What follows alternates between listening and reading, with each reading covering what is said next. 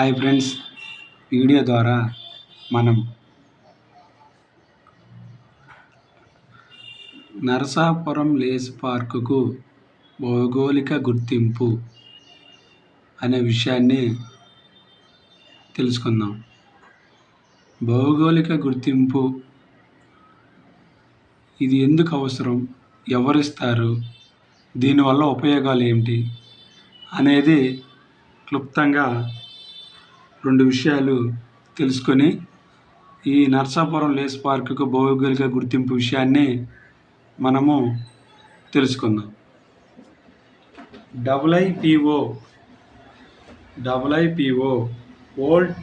World intellectual property organisation ప్రకారం మానవ మేధస్సు ద్వారా సృజనాత్మకత ద్వారా ఉత్పత్తి చేయబడిన ఏ సంపత్తినైనా, అది కదిలేదైనా కదలనిదైనా, దానిని మేధో సంపత్తి అంటే ఇంటలెక్చువల్ ప్రాపర్టీ అంటారు. ఈ మేధో సంపత్తి ఎవరు దొంగిలించకుండా చట్టపరంగా రక్షణ హక్కులను కలిగి ఉంటే వాటిని మేధో సంపత్తి హక్కులు అంటారు. ఈ మేధో సంపత్తి హక్కులు ఇంటలెక్చువల్ ప్రాపర్టీ రైట్స్లకు సంబంధించి యుఎన్ఓ విశ్వ మానవ హక్కుల ప్రకటనలోని ఆర్టికల్ 27 పూర్తి రక్షణల గురించి వివరించును.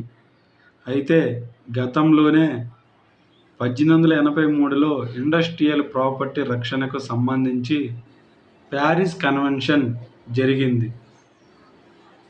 ఇండస్ట్రియల్ ప్రాపర్టీ రక్షణకు సంబంధించి ప్యారిస్ కన్వెన్షన్ జరిగింది. సాహిత్య మరియు కళాత్మక అంశాలపై రక్షణ కల్పించే హక్కులకు సంబంధించి 1886లో బెర్న్ కన్వెన్షన్ జరిగింది. ఇండస్ట్రియల్ ప్రాపర్టీకి సంబంధించి ప్యారిస్ కన్వెన్షన్, సాహిత్య మరియు కళాత్మక అంశాలపై రక్షణ కల్పించే హక్కులకు సంబంధించి బెర్న్ కన్వెన్షన్ జరిగింది.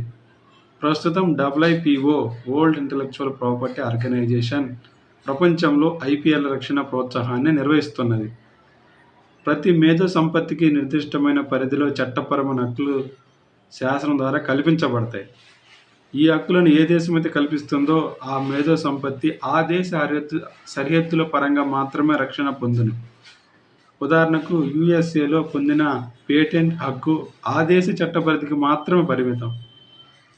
ప్రపంచ మేధో సంపత్తి సంస్థ ప్రకారం ఈ ఐపిఆర్స్ 6 రూపాలలో ఉంటాయి. వరల్డ్ ఇంటలెక్చువల్ ప్రాపర్టీ ఆర్గనైజేషన్ ప్రకారం ఈ ఐపిఆర్స్లు 6 రూపాల్లో ఉంటాయి. మొదటిది పేటెంట్, రెండవది ఇండస్ట్రియల్ డిజైన్, మూడవది ట్రేడ్ మార్క్, నాలుగవది కాపీరైట్స్, ఐదవది జియోగ్రఫికల్ ఇండికేషన్, ఆరోది ట్రేడ్ సీక్రెట్. మొదటిది పేటెంట్, రెండవది ఇండస్ట్రియల్ డిజైన్స్, మూడవది ట్రేడ్ మార్క్, నాలుగవది కాపీరైట్స్, ఐదవది జియోగ్రఫికల్ ఇండికేషన్, ఆరోది ట్రేడ్ సీక్రెట్. పేటెంట్ అంటే శాస్త్రీయ సాంకేతిక రంగాల్లో కొత్త అంశాలను కనుగొంటే వాటికి పేటెంట్ ఇస్తారు. ఇండస్ట్రియల్ డిజైన్స్ అంటే మానవ మేధస్సు నుండి పుట్టే ఒక వస్తువు కల్పించబడే ఆకారం, కాన్ఫిగరేషన్, ప్యాటర్న్, రంగులకు సంబంధించి ఆలోచనలనే ఇండస్ట్రియల్ డిజైన్స్ అంటారు. ఉదాహరణకు షూ యొక్క డిజైన్, టీవీ డిజైన్స్, వస్త్రాల డిజైన్స్. మూడవది ట్రేడ్ మార్క్. వ్యాపార రంగంలో ఒక వర్తకుని దగ్గర వస్తువు ఇంకొక వర్తకుని దగ్గర ఉన్న వస్తువు నుండి వేరు చేయబడి ప్రత్యేక గుర్తింపు ఉన్న చిహ్నము కలిగి ఉంటే దానిని ట్రేడ్ మార్క్ అంటారు. కాపీరైట్స్ విద్యా సంబంధ, నాటకీయ, సంగీతపర, కళాత్మక, చలనచిత్ర ప్రసార సంబంధాల అంశాలను కాపీ చేయడాన్ని నివారించే హక్కుని కాపీరైట్ అంటారు. సాహిత్య మరియు కళాత్మక అంశాలకు సంబంధించి రచయిత చనిపోయిన 50 సంవత్సరాల వరకు కాపీరైట్స్ హక్కు ఉండదు. Geographical indication. ఇప్పుడు మన Narasapuram lace park geographical indication ఇచ్చారు. ఒక దేశం నిర్దిష్ట ప్రాంతమును, స్థానికతను సూచిస్తూ ఆవిర్భవించిన వస్తువులను భౌగోళిక సూచికలు జియోగ్రఫికల్ ఇండికేషన్స్ అంటారు. ఉదాహరణకు డార్జిలింగ్ టీ, కాంచీపురం చీరలు, కొండపల్లి బొమ్మలు, నిర్మల్ బొమ్మలు. Trade secret. పరిశోధన అభివృద్ధి సంస్థలలో ఉత్పత్తి చేయబడే పోగు చేసిన సమాచారం రహస్య నిర్మాణం ప్రక్రియలను ట్రేడ్ సీక్రెట్ అంటారు. ఈ 6 విషయాలకు సంబంధించి ఈ ఐపీఆర్ 6 రకాలుగా ఉంటుంది. అందులో జియోగ్రఫికల్ ఇండికేషన్ ఒకటి, పేటెంట్ పొందితే దాని కాల వ్యవధి 20 సంవత్సరాలు. ట్రేడ్ మార్క్ పేటెంట్ పొందితే దాని కాల వ్యవధి 10 సంవత్సరాలే. జియోగ్రాఫిక్ ఇండికేషన్ గుర్తింపు వచ్చినట్లయితే దాని కాల వ్యవధి కూడా 10 సంవత్సరాలు. ఈ మేధో సంపత్తి హక్కులు భారతదేశంలో ఎవరు నిర్వహిస్తారంటే, భారతదేశం ఐపీఆర్లను ప్రోత్సహించే, రక్షించే ప్రపంచ సంస్థ అయిన WIPOలో సభ్య దేశంగా ఉంది. అదేవిధంగా WTO వరల్డ్ ట్రేడ్ ఆర్గనైజేషన్లో కూడా ఇండియా సభ్య దేశం. భారత్లో 1995లో ఏర్పడిన department of industrial policy promotion DIPP అనే సంస్థను ఐపీఆర్ను నిర్వహిస్తున్నది. DIPP అనే సంస్థ ఐపీఆర్ను నిర్వహిస్తున్నది. ఈ DIPP 2019 జనవరిలో DPIIT department for promotion of industry and internal ట్రేడ్గా పేరు మార్చుకుంది. భారతదేశంలో అన్ని రకాల ఐపీఆర్స్లకు TRIPS trade related aspects of IPRs నియమాల ప్రకారం కల్పించబడుతున్నది. కోల్కతాలో ఉన్న ఇండియన్ పేటెంట్ ఆఫీస్ కోల్కతాలో ఉంది. కోల్కతాలో ఉన్న ఇండియన్ పేటెంట్ ఆఫీస్ భారత పేటెంట్ల, డిజైన్స్, ట్రేడ్ మార్క్ను నిర్వహించును.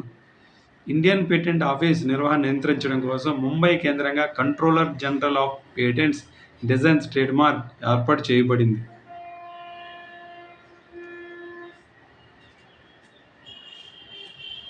తర్వాత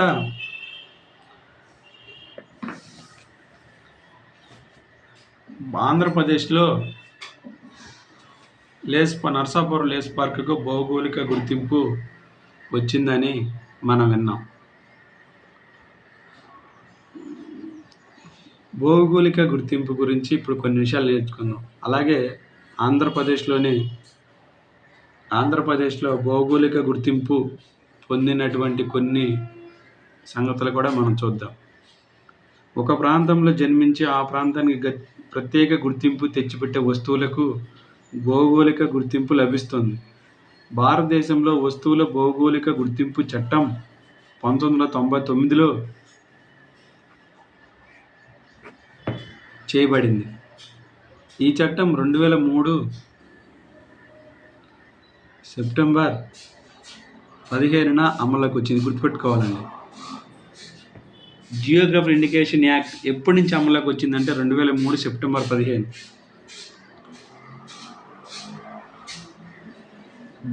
WTO world trade organisation trade related intellectual properties ఒప్పందంలో భాగంగా GI మార్క్ జారీ చేస్తారు. GI మార్క్ వలన అక్రమంగా ఈ వస్తువులపై పేటెంట్ పొందుటకు అవకాశం ఉండదు. భారతదేశంలో GI ట్యాగ్ పొందిన మొదటి ఉత్పత్తి డార్జిలింగ్ టీ. భారతదేశంలో మొట్టమొదటి జియోగ్రాఫికల్ ఇండికేషన్ పొందినటువంటి ఉత్పత్తి డార్జిలింగ్ టీ. ఆంధ్రప్రదేశ్లో జియో ట్యాగ్ పొందిన మొదటి ఉత్పత్తి శ్రీకాళహస్తి కలంకారీ. 2014 జూన్లో ధర్మవరం చేనేత పట్టు వస్త్రాలకు భౌగోళిక గుర్తింపు లభించింది. బుడితి అనగా లోహ మిశ్రమాలను ఉపయోగించి అందమైన ఆకృతిని తయారు చేసే ఒక కళ. ఆంధ్రప్రదేశ్లో GI మార్కు లభించింది. ఇప్పటి వరకు 20 ఉత్పత్తులకు జియోగ్రాఫిక్ ఇండికేషన్ మార్క్ లభించింది. నర్సాపురం లేస్ పార్కు 21వది. శ్రీకాళహస్తిలో కలంకారీ ఉత్పత్తులకు జియోగ్రాఫిక్ ఇండికేషన్ లభించింది. అలాగే ధర్మవరం, అనంతపురంలో చేనేత వాటికి, మచిలీపట్నం, పెడనలో కలంకారీ వాటికి, శ్రీకాకుళంలో బుడితి హస్తకళలకు, తూర్పుగోదావరిలో ఉప్పాడ చీరలకు, తిరుపతి జిల్లాలో తిరుపతి లడ్డూకు, గుంటూరు జిల్లాలో సన్న మిరపకు, నెల్లూరు జిల్లాలో వెంకటగిరి చేనేతకు, విజయనగరంలో బొబ్బిలి వీణకు, మచిలీపట్నంలో బందర్ లడ్డుకు, కర్నూలు మరియు కృష్ణా జిల్లాల్లో బనగానపల్లి మామిడికి, NTR జిల్లాలో కొండపల్లి బొమ్మలకు, పల్నాడు జిల్లాలో దుర్గిరాతి చెక్కులకు, అనకాపల్లిలో ఏటికొప్పాక బొమ్మలకు, నెల్లూరు జిల్లాలో ఉదయగిరి చెక్క వస్తువులకు, మన్యంలో అరకు అరబిక కాఫీకి, అనంతపురంలో తోలు బొమ్మలకు, గుంటూరు జిల్లాలో మంగళగిరి చీరలకు, కర్నూలు జిల్లాలో ఆలగడ్డ రాతితో చెక్కిన బొమ్మలకు, అదేవిధంగా 20వది ఆత్రేయపురం పూతరేకులు కోనసీమ జిల్లా 2023 జూన్లో చివరిగా జియో మార్కు పొందింది. తర్వాత మరలా సంవత్సరం తర్వాత ఆంధ్రప్రదేశ్లోని పశ్చిమ గోదావరి నర్సాపురం మండలం వాటికి సీతారామపురం లేస్ పార్క్ కేంద్ర ప్రభుత్వం భౌగోళిక గుర్తింపు ఇచ్చింది.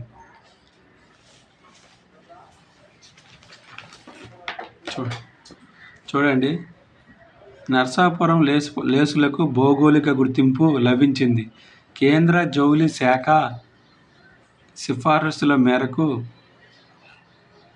నర్సాపురం మండలం సీతాపురంలోని లేస్ పార్కుకు కేంద్ర ప్రభుత్వం భౌగోళిక గుర్తింపు ఇచ్చింది.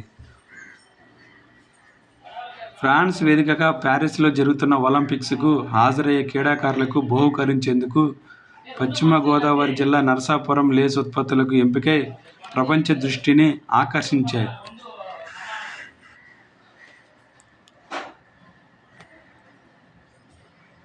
(1930–35) లండన్లో కాలంలోనే లండన్ వీధుల్లో నర్సాపురం ఉత్పత్తుల అమ్మకాలు జరిగాయి.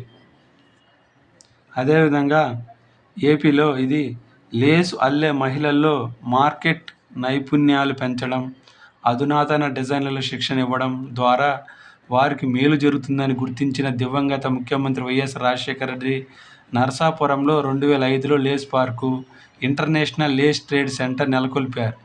డిఆర్డీఏ ఆధ్వర్యంలో లేస్ నిర్వహణ సాగేలా చర్యలు తీసుకున్నారు.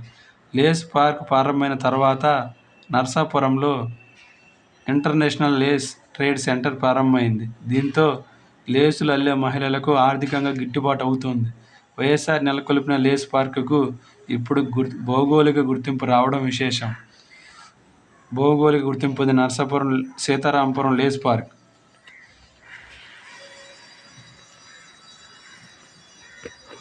చూడండి, భౌగోళిక గుర్తింపు ఇస్తూ పంపిన సర్టిఫికేట్. సుమారు 200 సంవత్సరాల క్రితం స్వీడన్ మిషనరీ సంస్థలు ఇక్కడికి వచ్చి స్థానిక మహిళలతో పరిచయాలు పెంచుకోవడంతో భాగంగా లేసు అల్లికలను పరిచయం చేశాయి. తర్వాత ఇది కాలంలో పెద్ద పరిశ్రమగా మారింది. Okay, thank you friends.